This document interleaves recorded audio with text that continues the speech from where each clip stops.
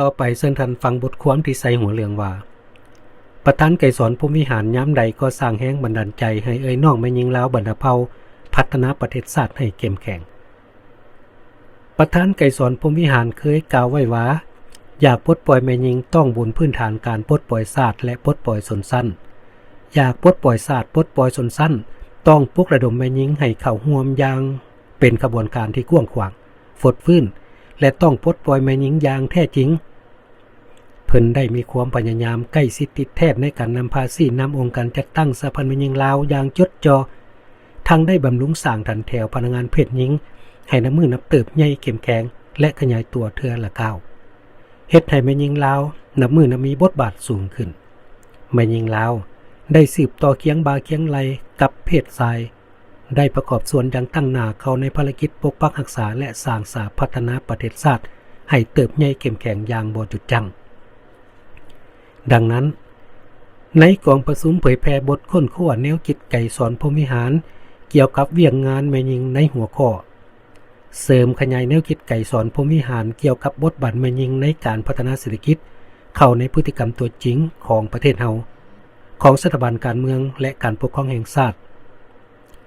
ฐานนางคำแพนเพ็งภักดีรองหัวหน้าคณะเศรษฐศาสตร์การเมืองและคุ้มครองเศรษฐกิจรองประธานสภาแม่หญิงสถาบันการเมืองการปกครองแห่งชาติ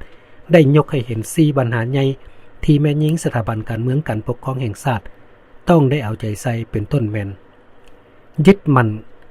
กำแน่นแนวคิดไกรสอนพรหมวิหารเกี่ยวกับบทบาทแม่หญิงในการพัฒนาเศรษฐกิจเฮ็ดให้การจัดตั้งปฏิบัติคาดหมายสู่ชนบรรดาโครงการพัฒนาให้บรรลุผลสำเร็จประกอบส่วนเฮ็ดให้การเสริมขยายบทบาทแม่หญิงเข้าในการพัฒนาเศรษฐกิจต้องสุมใส่สร้างให้สหพันธ์แม่หญิงแต่ละขันกำแน่นเนื่องในคาดหมายสู่ชนให้ลึกซึ้งฮู้เลือกเฟ้นแผนงานโครงการที่สามารถจัดตั้งปฏิบัติได้เช่นแผนเงินแผนคนที่จะจัดตั้งปฏิบัติต้องมีท่าแฮงอยู่ในท้องถิ่นของตน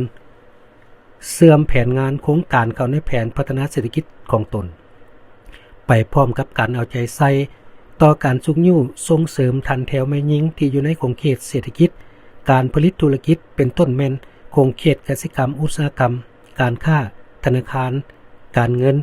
วิสาหกิจนักธุรกิจเพื่อสูมสติปัญญาเหือแห้งหัวคิดประดิษฐ์สร้างเข้าในการผลิตปรับปรุงคุณภาพการค้า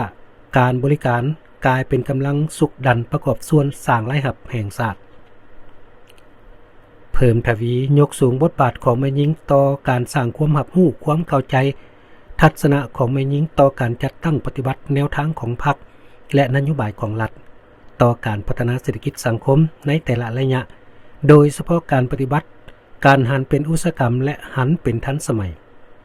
เสริมขยายบทบาทแม่หญิงติดพันกับการสุกยู่และปลุกระดมทันแถวแม่หญิงประกอบส่วนในการพัฒนาเศรษฐกิจสังคมเฮ็ดให้ทันแถวแม่หญิงลาวบรรดาเผ่าฮู้นำใช้วัตถุเทคนิควิทยาศาสตร์ที่ทันสมัยเข้าในการผลิตแนะใส่เฮ็ดให้เขาเจ้ามีความสามารถในการผลิตการสร้างเศรษฐกิจครอบครัวให้มีประสิทธิผลเฮ็ดให้ชีวิตการเป็นอยู่ของเขาเจ้าดีขึ้นเสริมขยายมูลเสื้อโดยถือเอาการสุกยู่ส่งเสริมเวียกงานหัตถกรรมตำหูกท้อไหมและเวียกงานอื่นๆที่แม่หญิงลาวมีความสามารถเฮ็ดได้ให้กลายเป็นกระบวนกว้างขวางนับแต่ครอบครัวน้อยไปถึงครอบครัวใหญ่และก้าวไปถึงการสร้างตั้งกลุ่มการผลิตธุรกิจขนาดต่างๆที่เกิดจากสีไม้ลายมือแม่หญิงลาวบรรดาเผ่าเพื่อประกอบส่วนสร้างผลิตภัณฑ์ออกสู่สังคมทั้งเป็นการสร้างรายรับให้แก่แม่หญิงครอบครัวสังคมและประเทศชาติส่งเสริมสมาคมนักธุรกิจหญิงสร้างตั้งกลุ่มการผลิตต่างๆโดยอิงใส่ทิศสี่น้ำของประธานไกรสอนพรหมวิหาร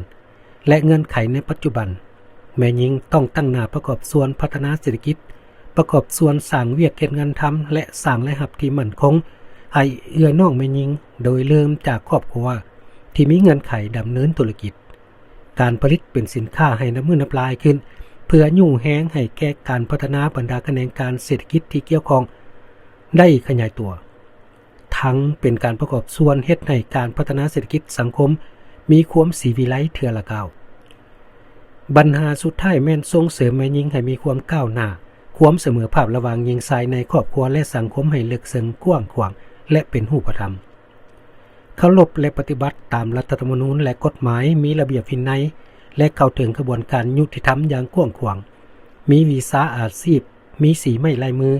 มีเวียกเฮ็ดงานทำมีรายรับให้แก่แม่หญิงและครอบครัวเพื่อให้มีคุณภาพชีวิตกันเป็นอยู่ดีขึ้นคำเว้าของประธานไกรสอนพรหมวิหารมันได้ปลุกระดมเป็นแรงบันดาลใจอย่างแข็งแรงเฮ็ดให้จิตใจของเอ้ยน้องแม่หญิงลาวบรรดาเผ่า